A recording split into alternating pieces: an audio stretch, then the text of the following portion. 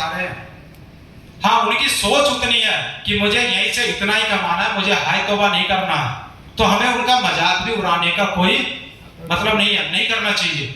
वो अपनी जिंदगी से संतुष्ट है, वो सेटिस्फाइड है कि मैं इतना कमा के मुझे नहीं बनना करोड़पति। सारे लोग करोड़पति बनेंगे भी नहीं, सारे लोग डायमंड ब्रांड एम्बेसडर बनेंगे भी नहीं, ये याद रख लेना। इसीलिए कोई मना कर देता है तो नाराज होने की जरूरत भी नहीं होती है। हम लोग नाराज हो जाते हैं, दोबारा इसका शकल नहीं देखूंगा, मैं इसके घर पे नहीं जाऊंगा, इसने मुझे मना कैसे कर दिया, ये तो मेरा बहुत अच्छा दोस्त था, ये मेरा रिश्तेदार था। बिल्कुल भी टेंशन लेने की जरूरत नहीं है। हमें क्या करना है, आए तो बेस्ट, नहीं तो नेक्स्ट, वो राग अपनाते और आगे निकलते चले जाना है। हमें इस कैटेगरी में फंस के नहीं रहना है, क्योंकि अगर आप पहले वाले और सेकंड वाले में फंस गए तो कभी भी आप बड़े नहीं बन पाओगे। और आज उम्मीद करना इन प्रोफेशन के लोग भी हमारे प्रोफेशन में आना शुरू कर दिए हैं, क्योंकि मैं लास्ट जब विजय रथ चल रहा था और उस विजय रथ में गया तो वहां पे एक टोटल ग्रुप आया था, वो IITian का। और आपको ही पता है कि जो IIT क्रैक करता है अपने एरिया का वो टॉपर होता है, कंपनियां उसको सेलेक्ट कर लेती है, पैकेज बहुत शानदार होता है। लेकिन जब उस ग्रुप ने अपना शेयरिंग किया, उस पे पटना में गया था और पटना में आए थे वो लोग, उन्होंने बोला सर मैं पहले से सेट हूं और मेरा पूरा ग्रुप है और यहाँ आने का कोई खास मकसद नहीं था। लेकिन जब मैंने इस इंडस्ट्री को सर्च किया, समझने की कोशिश किया, तो समझने के बाद मुझे पता चला कि भाई ये इंडस्ट्री लाजवाब इंडस्ट्री है, लेकिन अभी तक ये बदनाम है। बदनाम इसलिए है कि लोग ये कहते हैं कि ये इंडस्ट्री उनके लिए है जिनके पास कोई काम नहीं। ऐसा ही होता है ना, ये इंडस्ट्री पढ़े लिखे लोगों का नहीं है, ये इंडस्ट्री बेवकूफ लोगों का है। एक दूसरे को टोपी पहनाते हैं, पैसा कमाते हैं। मुझे ऐसे में नहीं जाना चाहिए। और जब मैं इसमें समझा कि मैं अगर IIT क्रैक किया हूं और मैं करोड़ों का पैकेज ले सकता हूं, तो मैं सिर्फ अपने आप का उद्धार कर सकता हूं, पूरे समाज का उद्धार नहीं कर रहा हूं। लेकिन जब मैं इस इंडस्ट्री में आऊंगा ना, तो मेरे जैसे लोगों को देख के वो लोग आना शुरू कर देंगे जो लोग इससे किनारे हो रखे हैं, और समझ लो कि इंडस्ट्री कहां जाएगी। तो ऐसे लोग आना शुरू कर दिया, तो टेंशन लेने की जरूरत नहीं है। कोई ये नहीं कह सकता कि आप वो काम करें जिसके पास कोई काम नहीं है। बिल्कुल टेंशन फ्री रहे आप। धीरे धीरे इसका स्वरूप बदल रहा है। आने वाले 5 से 10 साल के अंदर देखें, हर एक व्यक्ति डायरेक्ट सेलिंग करेगा, और वो डायरेक्ट सेलिंग इतना खतरनाक तरीके से करेगा ना, आप सोच भी नहीं सकते, समझ भी नहीं सकते। आप लोग बड़े खुशनसीब हो कि सही समय पे आपने आईडी लगा ली, सही समय पे आप एजुकेशन लेना शुरू कर दिए। वो पढ़े लिखे लोग आपके टीम के नीचे आएंगे और देश में नहीं विदेशों में भी टीम बना के देंगे। आप सिर्फ खड़े रहना, वो अपने आप करोड़पति बनने और बनाने के लिए आएंगे, आप तो ऑटोमेटिक करोड़पति बन जाओगे। वो अपने लिए काम करेंगे, लेकिन आप ऑटोमेटिक बनते चले जाओगे। क्यों? क्योंकि इस पे रिसर्च बहुत तगड़ा चल रहा है। आने वाले 5 से 10 साल के अंदर इसका हिस्ट्री ज्योग्राफी बदलने वाला है, 100% बदलेगा। हम लोग कहते हैं कि अमेरिका नंबर 1 है, लेकिन इंडिया का ग्राफ अमेरिका से भी ज्यादा जा रहा है। हाँ, वहां का जो ग्राफ है और हमारा ग्राफ है, चूंकि यहाँ करने वालों की संख्या ज्यादा है। अमेरिका 30 से 35 करोड़ होगा, इससे ज्यादा आबादी नहीं है। कितना भी करेगा तो उतने ही लोग करेंगे, और हमारे यहाँ 150 करोड़ है। अगर 1/3 भी करेगा तो उससे ज्यादा करना शुरू करेगा। उसका एनुअल ग्राफ जो बढ़ेगा, हमारे ग्राफ जो है ना उसको बीट करते हुए चले जाएंगे। पैसा जरूर कमा लेगा भी वो ज्यादा, लेकिन आने वाले दिनों में इतना बीट कर देंगे कि अमेरिका उठ के खड़ा नहीं होगा। हम उस हद तक जा सकते हैं और ये इंडस्ट्री ग्रो करेगी। और इंडिया में तो लाजवाब इसका फ्यूचर है। जो समझ गया वो कर जाएगा, और जिसको अभी भी लगता है कि मैं गलत जगह फंस गया हूँ, भाई साहब देरी मत करना, घर वापस कर जाना। 2-4 हजार का प्रोडक्ट लेके आप ले चुके हो, टेंशन फ्री रहो, फिर आपके लिए इंडस्ट्री है ही नहीं। तो हमें कौन सा माइंडसेट के साथ काम करना है? ना पहले वाले ना दूसरे वाले, किस पे आना है? सक्सेस डिजायर माइंडसेट, यानी विजनरी लोगों के साथ। कैसे लोग? जैसे लोगों IITian का ग्रुप आया इस इंडस्ट्री के, वैसे लोगों के साथ काम करना है, वैसा माइंडसेट अपने आप को डेवलप करना है। वैसा नहीं करना कि मैं अगर जाता हूं सब्जी लेने के लिए और देखता है हमारे कपड़े को देख के, भाई साहब आप करते क्या हो? तो हम लोग कहते हैं नेटवर्क। जैसे ही हम नेटवर्क बोलते हैं ना, अच्छा समझ गया क्या काम करते हो, और हमारा कॉन्फिडेंस कहां जाता है? खत्म। यानी कि हम वो काम कर रहे हैं कि एक सब्जी वाला, एक फेरी वाला वो आके हमारा कॉन्फिडेंस खत्म कर दे, फिर तो हम बिजनेस कर ही नहीं रहे ना। बिजनेस को अभी तक समझे ही नहीं है। बिजनेस को समझो। वो पूछे, बोले हाँ जोड़ने वाला काम, तो उसको ठीक से समझाओ, भाई साहब जोड़ने वाला काम करता हूँ, तोड़ने वाला काम नहीं करता हूँ। आप उसको उदाहरण दो, हजारों उदाहरण आपके पास है, वो पेश कर दो, वो शांत हो जाए। वो बोलता है चैन बनाने वाला काम करता, बोलो 100% चैन बनाने वाला ही काम करता हूँ। आखिर इसमें बुराई क्या है ये तो बता दो, क्योंकि हमारे पूर्वज एक चैन में बंधे हुए हैं, और जो इस चैन के अंदर नहीं है उसको क्या कहते हैं हमारा समाज भी जानता है। गलत प्रोफेशन में नहीं हूँ, सही प्रोफेशन में टेंशन लेने की जरूरत नहीं है।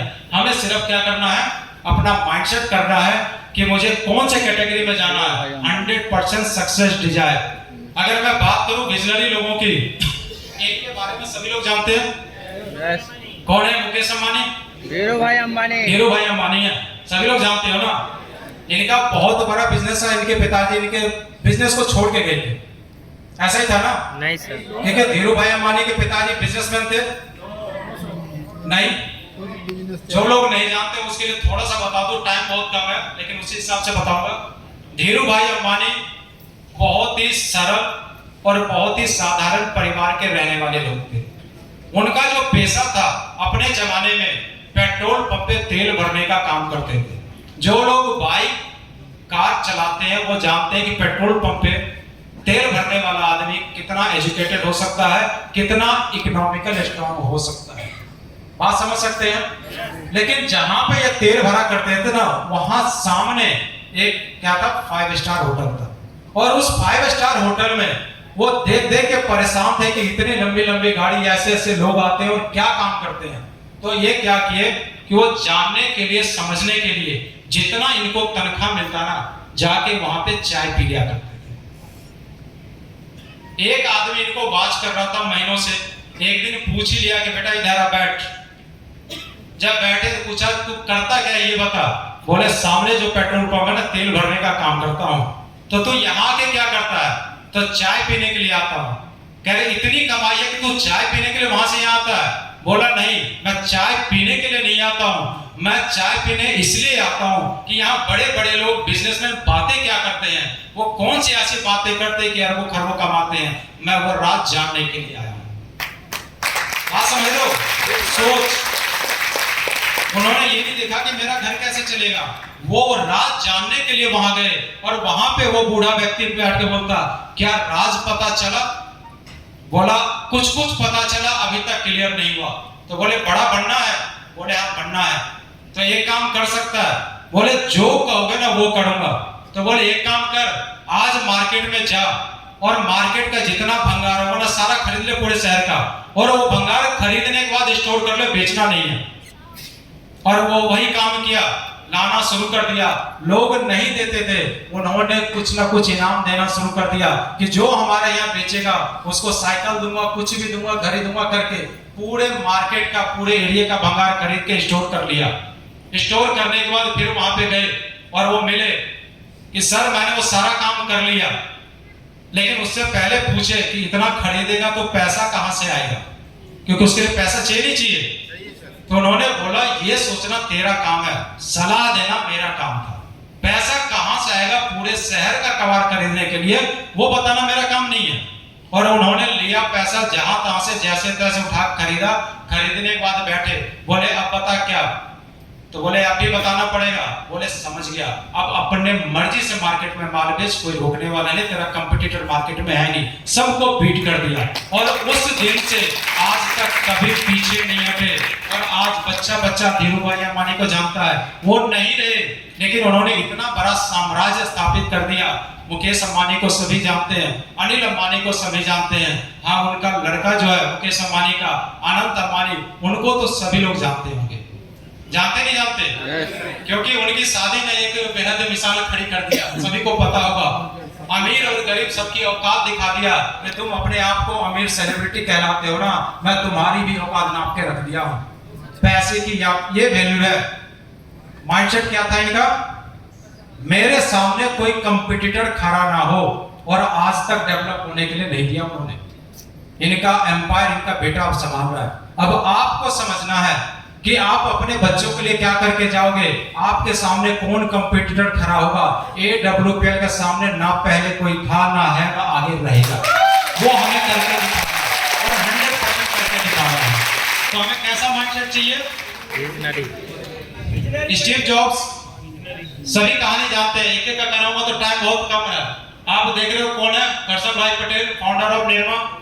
उनको आज सभी लोग जानते हैं, निरमा के फाउंडर है, लेकिन कोई नहीं जानता कि उसके पीछे मेहनत कितना है। जब उन्होंने धंधा शुरू किया था तो साइकिल पे निरमा बना बना के लोगों को फ्री भी बांटते थे और बेचते भी थे। वहां से उन्होंने एम्पायर स्टार्ट किया। आज बच्चा बच्चा निरमा को जानता है। करसन भाई पटेल को जाने ना जाने, निरमा को तो सभी जानते हैं ना, क्योंकि इसका ऐड पहले दूरदर्शन पे आया करता था। आप जानते हैं युवराज सिंह को? युवराज सिंह कौन है? क्रिकेटर। युवराज सिंह के पिताजी हैं, सभी जानते हैं। माइंडसेट कहने का एक ही कि आपको जो माइंडसेट रखना है ना, सक्सेस पर्सन वाला रखना, एडजस्टेड वाला नहीं चाहिए, सेटिस्फाइड वाला नहीं चाहिए। संतोषम परम सुखम वो भूल जाओ, वो पुरानी कहानी है। और वो पुरानी कहानी जानबूझ के बनाई गई थी हमारे जैसे लोगों के लिए कि हम संतोष में जीते रहे और वो हमारे थाली का भी मलाई लेके खाते रहे। अब तो हम जागरूक हो गए ना, अभी भी नहीं हुए? हो गए ना। अब तो दूसरे को खाने नहीं देंगे ना, अपना खाना नहीं, दूसरे का भी थाली लेके आएंगे, वो काम करेंगे। लेकिन दूसरे का थाली लाएंगे ना तो बदले में थाली बदल के देंगे। जिनके घर में रोटी नहीं चल रही है ना, 56 प्रकार का भोग लगा के देंगे। उस इंडस्ट्री में तो टेंशन लेने की जरूरत बिल्कुल भी नहीं है, सिर्फ अपना माइंडसेट चेंज करने की जरूरत। ठीक है, कर सकते हैं सर। नेक्स्ट।